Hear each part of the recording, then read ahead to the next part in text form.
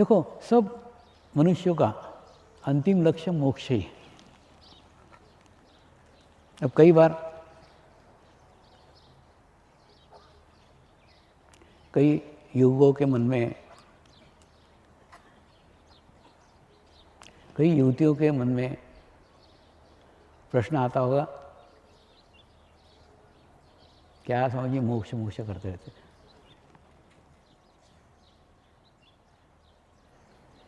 लेकिन वास्तव में आप देखो ना, अगर मोक्ष का लक्ष्य लेकर के आप जीवन यापन करते हो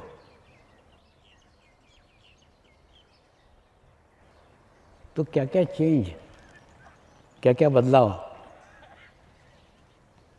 आपके जीवन में आ सकते हैं, बताता हूँ। बहुत सारी जीवन की समस्याओं से आप मुक्त हो सकते हो। पहला ये कि जब आपके पास मोक्ष का लक्ष्य होगा तो प्रथम ये कि आप नियमित ध्यान करोगे। नियमित ध्यान करोगे तो क्या होगा, ध्यान करते करते करते करते आपके अंदर शरीर का भाव कम हो जाएगा। शरीर का भाव कम हो जाएगा तो आत्मा का भाव बढ़ जाएगा, और आत्मा का भाव बढ़ जाएगा तो आपको कई फायदे हैं।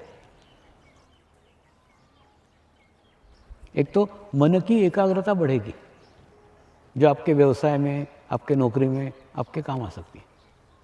दूसरा, आपकी गुणग्राहकता बढ़ेगी। गुणग्राहकता यानी रिसीविंग, आपकी ग्रहण करने की क्षमता।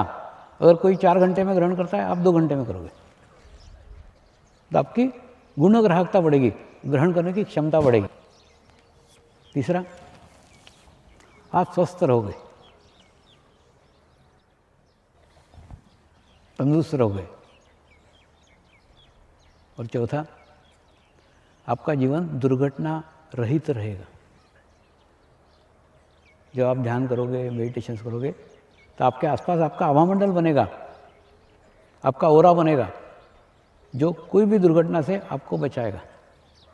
दूसरा, आत्महत्या का विचार भी आपके मन में नहीं आएगा।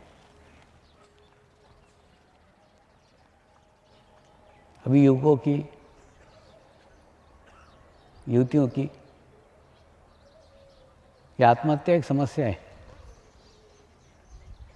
दूसरा, नेचर भी कैसे बैलेंस करता है वो देखो आप।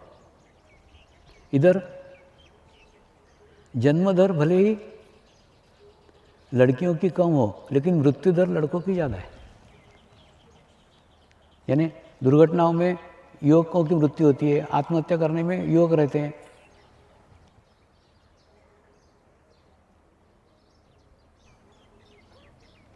तो ध्यान करोगे, मेडिटेशन करोगे, तो कभी अपने आप को अकेले महसूस करोगे ही नहीं।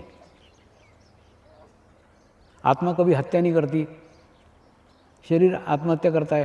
तो जब आप अपने आप को आत्मा समझोगे तो आप आत्महत्या भी नहीं करोगे। दूसरा, आप इतने पवित्र हो जाओगे, इतने शुद्ध हो जाओगे कि आप गुरुओं का जन्म लेने का माध्यम बनोगे। इससे बड़ा गुरु कार्य ना कोई है, ना कोई कर सकता है।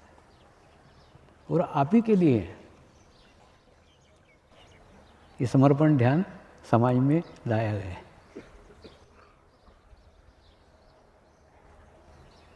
तो एक अच्छे गुरु का जन्म का माध्यम आप बने, आप गुरुओं की माँ बने, गुरुओं के बाप बने, तो इससे बड़ा सौभाग्य क्या हो सकता है। आपका रोल ना सिर्फ यहीं तक है, इसके बाद में आगे जन्म लेने वाली आत्मा ही सब कुछ देख लेगी।